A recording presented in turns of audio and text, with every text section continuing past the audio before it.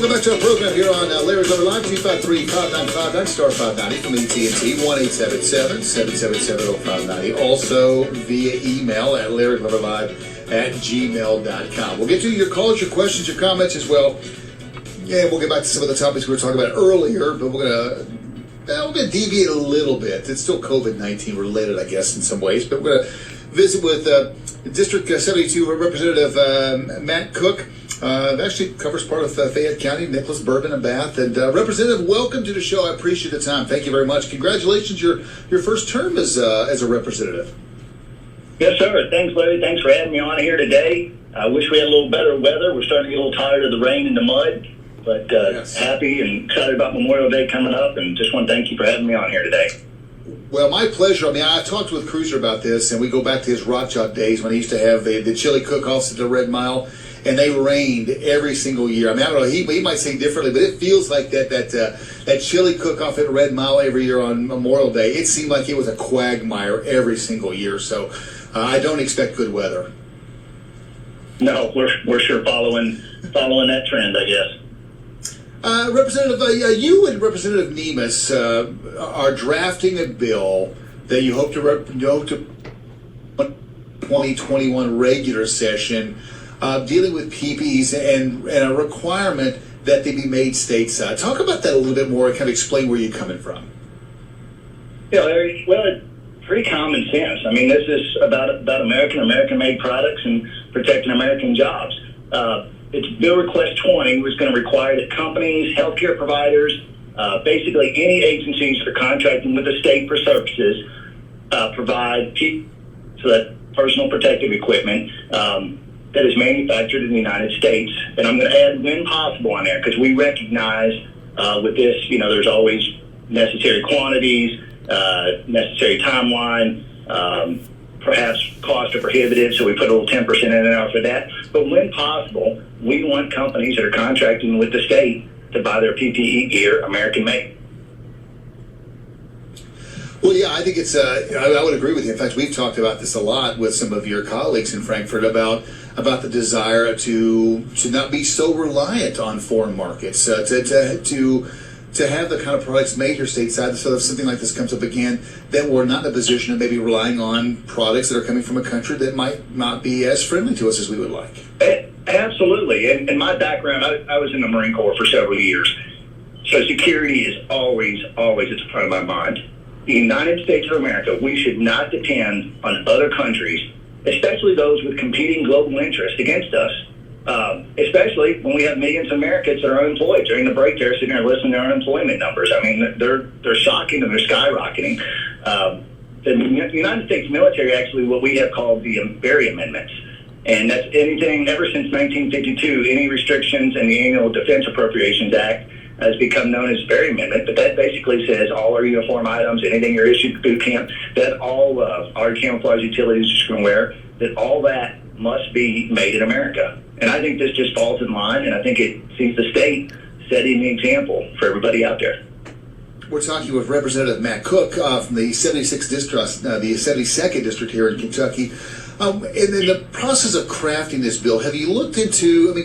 I know you do carve out exceptions to the rules. If there's something that just isn't available, then it has to be documented, in writing that you at least made an attempt to come up with the required materials, and it just isn't available. How much time have you put into trying to determine how available this stuff is? I mean, I think it's a noble venture to want this to be the case, but I mean, is it widely? I mean, these products that we need, the PPEs, the masks, things like that, are they widely available here in the U.S. or is there going to have to be an effort to bring some of this stuff back stateside to fulfill the spirit of this legislation? Listen, there's a lot of companies. In fact, we've got Secret right in Paris, Kentucky, that are making these products. And these products are made in the United States. And this is a law, if this were to actually to become law, this would be something that would help those companies, move forward. During the H1N1 crisis, we actually had companies, that were there for us, that were supplying their gear, and then they had to ramp up through H1N1. The pandemic passed, and those companies were left with the cost of increasing production and competition from all the international companies that came in.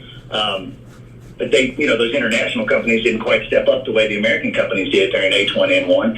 And in my opinion, this is a way of helping to protect those American companies and letting them know that, hey, even when this is all over, there's still going to be a market for your product. Well, I think so. In fact, you could even make the argument too that by the time this legislation gets enacted, if it gets passed, it gets enacted, that we may be beyond the COVID-19. It may be in place to protect for the next pandemic. It might not even really be in place in time to really have an impact on this one. No, that's true, and God willing, the COVID-19 will be gone by then. But we always have to be planning for the future, and we always have to worry about our own security. Representative, as you've talked with your colleagues, and I know that you are crafting this with Representative Jason Nemus, how much support have you gotten in that conversations you've had with people in the House and also even in the Senate too? How much interest is there behind pushing this legislation through? Because there's a lot of things that are going to be introduced into regular session, not a lot of time. And do you feel like that there's a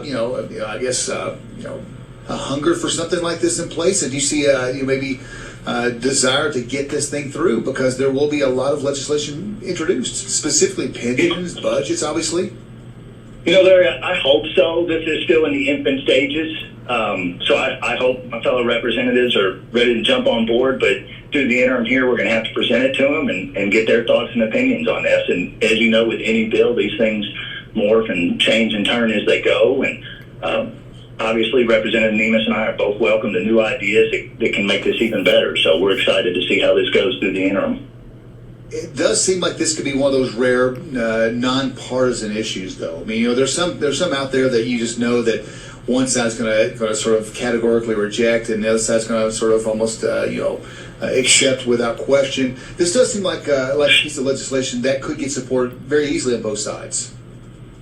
Well, I certainly hope so. That's good legislation when you can get support from both sides. That's always nice to see, for sure. This is about protecting American jobs and our long-term safety and security here in Kentucky. So I think it's something that's easy for both sides to get behind. Representative, I'm curious. This is kind of your first go-around. What has been the experience like compared to what you thought it might be like working in government? Gee, I'm still accepting that I'm part of government here. That's been a little hard. That's not something I ever thought was going to be part of my life, but here it is, and so far I've absolutely loved it. I love the pace of it. It moves at a furious pace. Reminds me of being back, on a staff officer in the military. The pace is changing, the subject changes constantly, and you really got to be on the ball and be on the move as stuff goes on. But just love the fact that I'm in the game. There's nothing worse than being on the sidelines and watching something go by and having thoughts and concerns and not being able to do anything about it. And that's definitely why I ran.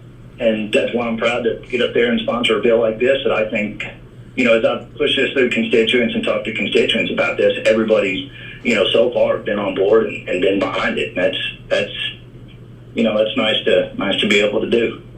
Well, Teddy Roosevelt talks about being in the arena, and it's easy to be critical or to have opinions when you're not part of the process. But when you're in part of the process, it's a different atmosphere. And he talked about respect for people that's in that arena. As you look at the COVID-19 response, Representative, are you comfortable with how the state's done? And what concerns do you have, as it appears beginning to ease out of this a little bit with some restrictions being relaxed a little bit with retail yesterday and restaurants tomorrow, and obviously people are getting anxious to get back to work or restart their businesses. Are you comfortable with the pace that we've been taking as far as pulling back and hoping to tamp down this pandemic and now opening things back up with the hopes of re-energizing the economy, but not doing too quickly? Look, we have to get Kentucky back to work. I don't think anybody out there doubts that. It is time for us to get back to work and get moving. We're absolutely, our economy is taking some hits, and we've got to get that jump starting going. We're getting to the point where the cure is worse than the disease, and I want to see Kentucky out there. I want to see us moving. Get some plans together. Let people use common sense. Put together some plans, and let's get moving.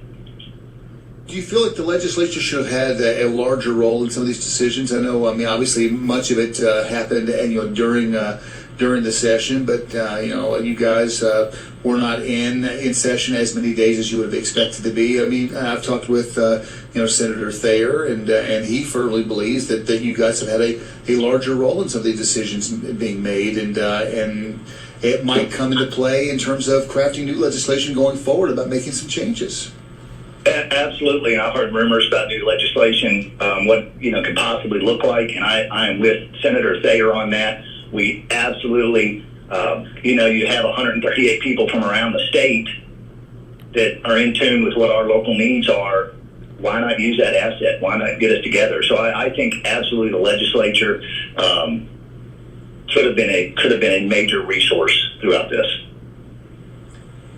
Representative Koch, as we sort of swing back to the bill that we had you on to talk about, just kind of what's the next step for you and Representative Nemes with regards to the PPE bill? Well, we got to get it. I think the official filing opening is June 1st, so we'll get the bill filed. Then get it, obviously get referred to a committee, and then we'll have an interim committee meeting and start having some hearings on this. I think there's going to be a lot of discussion of this. I think we're going to have a lot of talk. Attorney General's office, how can we going to monitor this? What right now? Okay, so we're going to have a civil penalty and $1,000 for first violation, $5,000. We're going to have to set a lot of those. I think that's going to be a lot of the devil's in the detail, and I think that's where a lot of the discussions will be on how to set those. Representative, I appreciate the time. Thank you very much, and we'll have you back again real soon. Yes, sir. Appreciate the time. Thank you. Have a great day.